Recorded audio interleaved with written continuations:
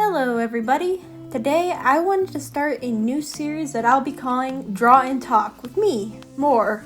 I know, it's a little silly, but I wanted to start diving into more long-form content, sit down and talk type videos. I know I personally really enjoy hearing others' design processes and character stories, so I thought it would be fun to try it for myself.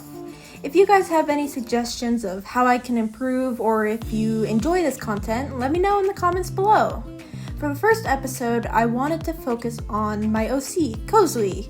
Kozui has appeared in a few of my videos prior, my animations, which I'll put up on screen, but today I wanted to put in the effort of designing a reference sheet for him, as well as creating a design that I thought fit him better. So, let's get into it. So, in the story Soulbound, which is where Kozui's from, Kozui is a kind but reserved young joka. He also becomes a sort of vigilante ninja-esque character, and I really wanted to show that in his design. Despite him being kind and compassionate, I did really want to highlight his sort of sharp and fighting side by using a leaner build for his torso. I also incorporated a lot of triangles because I thought it would help him seem a little bit more intimidating. However, despite his sharper build, I made sure to incorporate lots and lots of fur. He may be the type to kick butt on occasion, but for the most part, he's a gentle soul. He hates violence and makes sure to use the least painful moves when he's fighting or incapacitating someone. For his horns, I wanted them to be flowy but thin. Kozui holds a lot of power over electricity, so I kind of wanted to incorporate that look into his horns. They're thinner and longer than most Droka horns, which I thought would represent wires or conductors. Maybe he uses them to channel his power. Now, some may ask what species Kozui is. No one? Okay, well, Kozui is actually a Droka. Droka are my own fantastical species based on a mix of humans and dragons, especially Eastern dragons. I also incorporated a bit of the idea of centaurs into a Droka's design, specifically in the fact that the Droka can walk on all fours.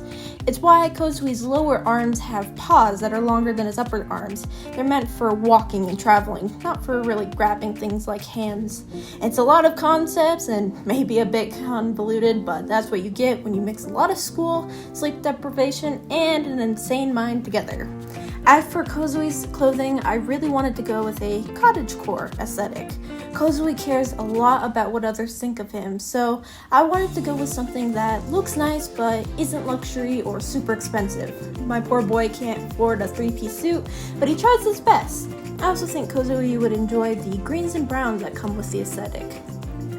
For his hairstyle, I was originally using references for ninja haircuts. However, I couldn't really find an image that inspired me. So instead, I decided to go with a samurai haircut. I know they technically aren't the same thing, but I thought it would both highlight Kozui's fighting spirit, but also his softer, compassionate nature, using the side bangs being fluffier and fuller to show that. I'll also put the reference image up on screen if I can find it. Speaking of greens and browns, onto Kozui's colors. There's not as much to say in this section, but I still think it's interesting. For Kozui's main fur scheme, I wanted to go with a sort of night sky aesthetic, so I used a lot of darker blues and some muted blues to create a sort of midnight dark sky palette. I thought this did well in conveying Kozui's more reserved and quiet side. For me, night skies often convey a sense of calm and quiet, but can also be a bit gloomy, which I think matched Kozui. I also included a lot of purple. Honestly, this doesn't have as much to do with the story as the blues, but I really liked how I used it in my other Kozui designs, so I really wanted to keep them for this design. But according to Google, I guess purples look like amethyst, and amethyst represents peace, which Kozui strives for, so I guess it makes a bit of sense. Let's just pretend I thought it through and didn't just kind of make it up on the spot. The lighter blue accents I used for Kozui's horns and tails were somewhat based off, again, the idea of electricity and lightning. I originally wanted to go with a yellow of sorts to contrast the blues and purples, but my color theory is rusty and I couldn't get it to look right against the other colors. So I went with even more blue, but I think it looks pretty good. For Kozui's eyes, there also wasn't as much thought with them. My original Kozui had green and pink eyes, and I still think they worked to add a bit of contrast to the design. The colors also remind me a bit of a lotus, which I think matches the story and character development as well. His colors are mostly based off a cottagecore color palette, so a lot of greens and browns. There's not much to write home about. On to the story.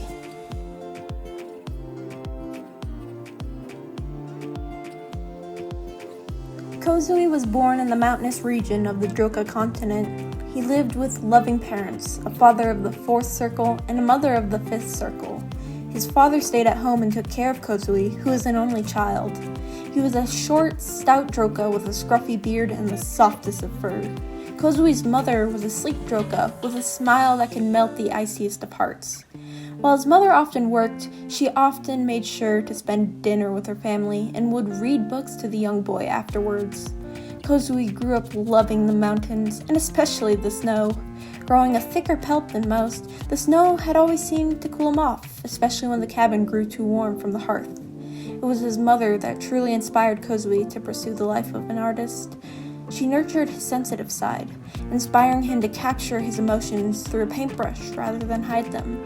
She inspired his love in capturing life's glorious detail and supported him through all his hobbies. Kozui may have not lived in luxury, but his little cabin and his family were all he needed. Unfortunately, when Kozui was still a young cub, his mother fell very ill. Due to their circle and financial standing, treatment was limited for the Droka, and despite trying everything, nothing worked. It would be only a few months later when she passed, leaving Kozui crushed and his father heartbroken. Despite the pain that his mother's death caused, Kozui's father never stopped providing for little Zu. He poured everything he had into Kozui, making sure the cub was never without his necessities. However, Kozui saw how crushed his father really was, and guilt began to warm into his heart. He felt helpless and ashamed, as if he had taken his mother's love for granted. He vowed to only ever smile, to laugh, and to be the best son for his father. Crying could be done alone. Grief could be settled away in the depths of his room.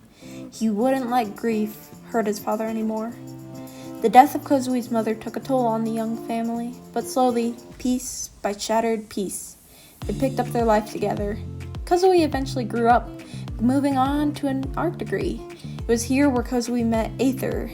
Zu was struggling to complete his math homework one day, rolled up papers rustling in his arms. It was then when the prestigious Circle 9 walked in, taking up a seat beside the freshman. Despite being nearly the same age, Aether was already halfway through his PhD and was merely using the library as a break from his studies. He noticed Kozui's struggle and decided to help the Droka. It was a brief interaction, one Kozui believed would never happen again. Yet this wouldn't be the last interaction of the two. During Kozui's college years, the Droka never stopped visiting his father. At this time, the older Droka's health had begun to deteriorate, his back taking the brunt of the strain. Eventually, he was forced into a wheelchair where his legs and back couldn't take it anymore. Through this all, Kozui continuously supported his father, fearful that the older man wouldn't have much left. Kozui would clean his father's apartment, helping out in any way he could. When Kozui graduated with his bachelor's degree, he was happy, immediately setting off to become a freelance artist. His emotional and dynamic poses caught many Droka's eyes, and before long, Kozui was well known. Despite this, Kozui wasn't making much money due to his people-pleasing tendencies that formed in his younger years. He would do anything to please a client, lowering prices and making many revisions. He would sometimes be invited to high-class events, his upper circle clients showing off his work at the galas. Here, Kozui met a lot of his close friends, including Kei and Sasaki. However, this dream wasn't meant to last for long either. His father's passing was sudden and heartbreaking. Kozui was met with debt collectors and eviction notices on his father's apartment. He attempted to move out as much as he could, storing it in his little studio for the time being. However, it wasn't fast enough, and his father's apartment was cleared rapidly by a cleaning team one night. Kozui was absolutely devastated. Years of trinkets from both his parents, photographs, childhood toys, and drawings, gone without a trace. Kozui had left the apartment and collapsed in a nearby alleyway. His life had been torn away, and not to mention his father's debt from countless medical bills had also fallen onto his shoulders. His clothes were sullied, his hair frizzy from daily neglect, and his eyes no longer holding the spark that carried him through all these years. His friends found him a few days later after he hadn't responded to their messages. Kozui still lied in the alleyway, unwilling to move, unable to fight the aching numbness in his legs. Concerned, his friend suggested Kozui to move in with someone. It was then when Kozui finally spotted Aether amongst them. Aether offered to take Kozui in as a roommate, and Kozui accepted, grateful for some semblance of support in the chaotic waves of his grief. However, he couldn't help but feel sidelined by his other friends. Kei and Sasaki immediately suggested Aether, stating their own excuses for their inability to take him in. The exhausted Droka began to question whether these friends of his actually cared for him, or if he would just be a bad stain on their image if left homeless. For most of Kozui and Aether's time together, it was peaceful. Kozui was amazed and a bit shocked at the luxury of a higher circle, and Aether, though he wouldn't admit it, enjoyed having another perspective in his life. Kozui would often take care of the domestic tasks, cleaning and cooking for the both of them while Aether was out at work.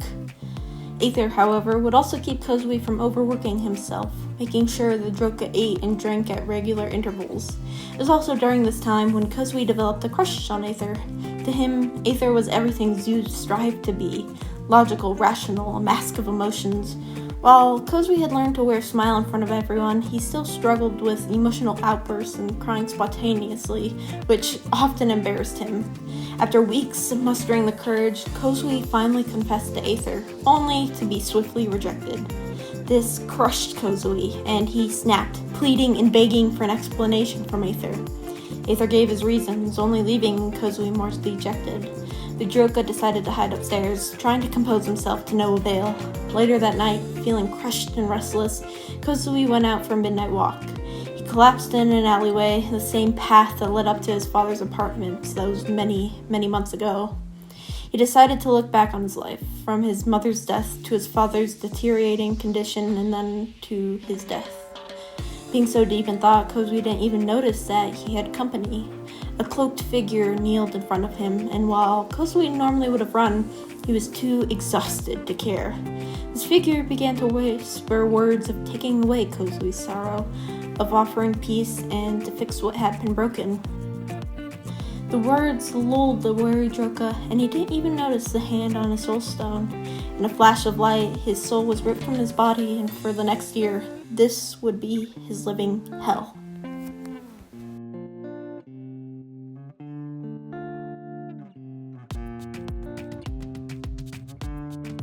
And there quick time goes to betray me. Apologies for the abrupt cutoff of the speed paint. My recording software decided to not do its job. Anyways, here's the finished reference sheet. I'm pretty happy with how it turned out, and I'm excited to work on other characters from Soulbound.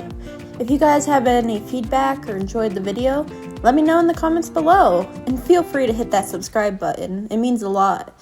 I'll see you guys in the next video, and in the meantime, have a great rest of your day and stay kind.